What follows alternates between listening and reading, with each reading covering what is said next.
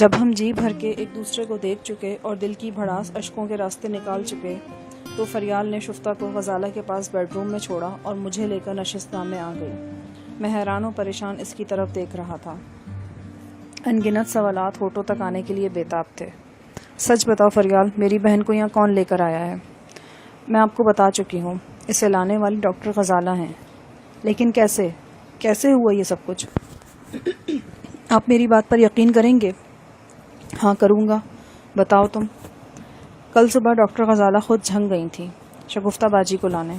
انہوں نے قادر زمان سے ملاقات کی اور اسے مجبور کر دیا کہ وہ شگفتہ باجی کو چھوڑ دے۔ کیسے مجبور ہو گیا وہ؟ کیا مجبوری تھی اس کی؟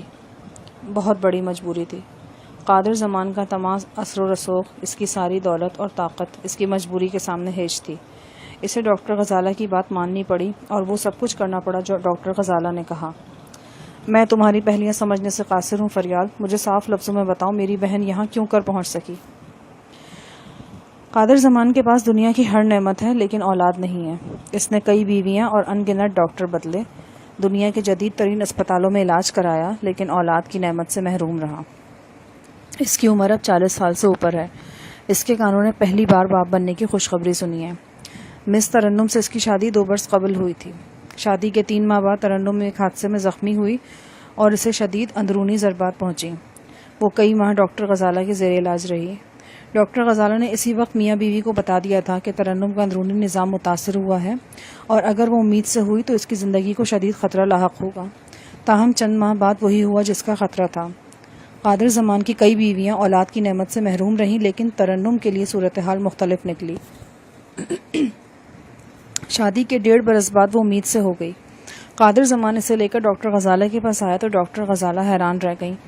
انہیں سخت افسوس ہوا کہ میاں بیوی نے ان کے ایڈوائس کو نظر انداز کیا۔ اس معاملے پر بحث کے دوران غزالہ اور قادر زمان میں تلخ کلامی بھی ہو گئی۔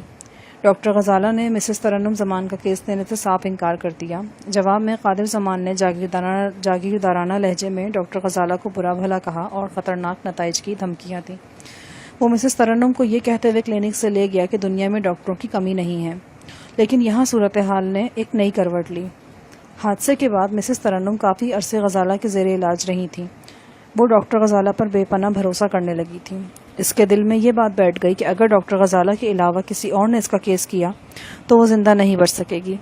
قادر زمان اسے امریکہ اور ویانا تک لے کر گیا، لیکن وہ اس بات پر مصر رہی کہ اس کی زندگی بچانے کی کوشش ڈاکٹر غزالہ کے ہاتھوں ہو۔ آنے والے لمحات کا خوف اسے اندر ہی اندر دیمک کی طرح چاٹ رہا تھا اور وہ روز بروز کمزور ہوتی جا رہی تھی۔ یوں زچہ اور بچہ کی زندگی کے لیے خطرہ بھی بڑھتا جا رہا تھا۔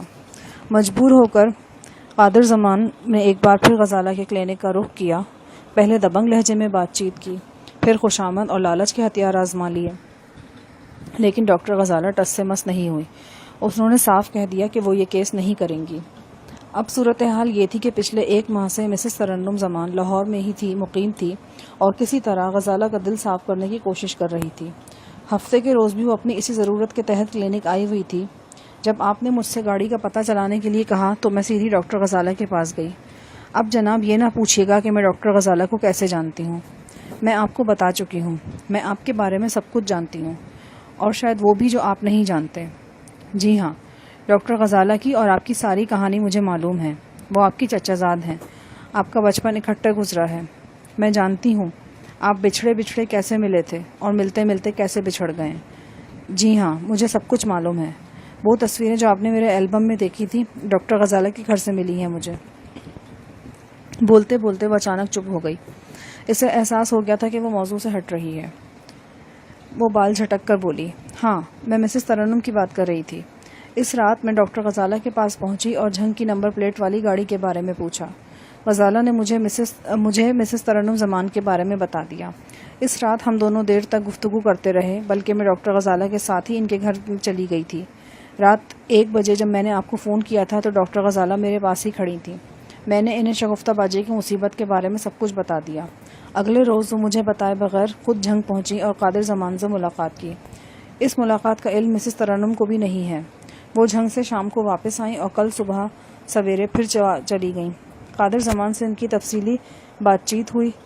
اس مرتبہ وہ جھنگ سے لوٹیں تو شگفتہ باجی ان کے ساتھ ہی تھیں۔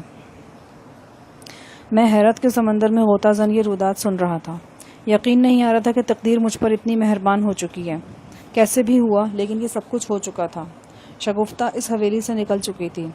قادر زمان نے اپنی زندگی کی سب سے بڑی خوشی حاصل کرنے کے لیے اپنی مونچھ نیچے کی تھی. اپنے قیمتی زچہ اور اس سے بھی زیادہ قیمتی بچہ کو بچانے کے لیے اس نے زندان کا دروازہ کھول دیا تھا. قدرت کے کھیل نرالے ہوتے ہیں. میں سینکڑوں مرتبہ دستے غیبی کی کرشمہ سازیاں دیکھ چکا ہوں. انسان کو وہاں سے خوشی اور غم مل جاتے ہیں جہاں ان کا تصور بھی نہیں کیا جا سکتا. اچانک فریال کی آواز نے مجھے خیالوں سے چونکا دیا. وہ بڑی ادا سے آگے کو جھکی ہوئی میری آنکھوں میں دیکھ رہی تھی. کیوں جناب، آپ نے ہمارے عشق کو مانا یا نہیں؟ کیا مطلب؟ مطلب یہ کہ آپ کو ہمارا دوسرا محبوب کیسا لگا؟ کس کی بات کر رہی ہو؟ غزالہ جی کی. آپ کی طرح غزالہ جی بھی میری محبوب ہیں. میں پگلی آپ دونوں کے عشق میں گرفتار ہوں. دونوں پر مرتی ہوں، نہ کسی پر کم نہ زیادہ. میری زندگی کی سب سے بڑی آرزو پتہ ہے کیا ہے؟ میں آپ دونوں کو ایک دیکھنا چاہتی ہوں. بالکل ایک ذرا سا بھی فاصلہ نہ ہو آپ دونوں میں. غزالہ کے ذکر نے ایک دم میرے سینے میں سرد لہر دوڑا دی. مسرت کی دھوپ کو غم کے دبیز بادل ڈھانپنے لگے. مجھے لگا میرا پورا جسم ایک آہنی شکنجے میں کس گیا ہے اور یہ شکنجہ مختلف اطراف میں زور لگا رہا ہے اور میں 2 حصوں میں تقسیم ہو رہا ہوں. دیکھتے ہی دیکھتے اذیت انتہا کو پہنچ گئی. قریب و جوار کی آوازیں ٹوٹ کر بکھر گئیں اور ان ٹکڑوں سے ایک نئی صدا وجود میں آ گئی، پھولی بسری سی، کھوئی سی. یہ زندگی کے میلے دنیا میں کم نہ ہوں گے، افسوس ہم نہ ہوں گے.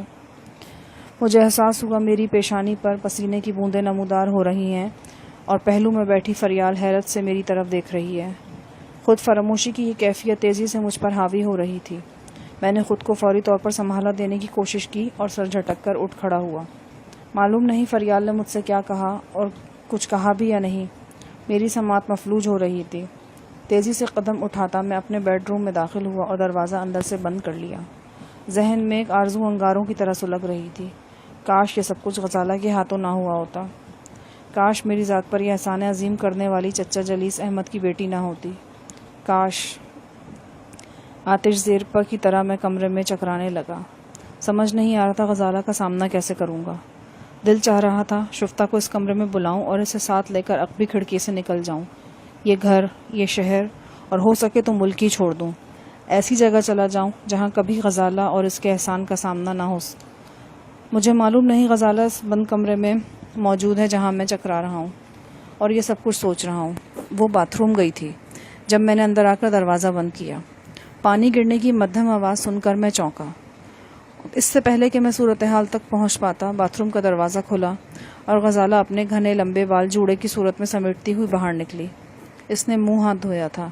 چہرہ سفید گلاب کے مانند کھلا ہوا تھا. وہ اکھرے بدن کی لیکن کشادہ شانوں والی تھی. جلد چمکیلی اور تنی ہوئی، رخساروں کی ہڈیاں ذرا سی اوپر ابھری ہوئی اور پیشانی تابندہ تر. کمرے کی مدھم روشنی میں نے اسے دیکھا اور دیکھتا رہ گیا. وہ دل موہ لینے والے حسن کی ہر تعریف پر پوری اترتی تھی. اس نے اپنی جھیل سی آنکھیں میری آنکھوں میں گاڑ دیں. دیکھتے ہی دیکھتے اس کی آنکھوں میں اشکوں کے موتی چمکے. شاید وہ کچھ کہنا چاہتی تھی لیکن پھر اس نے ارادہ ترک کیا اور تیزی سے آگے بڑھ کر میرے قدموں میں بیٹھ گئی.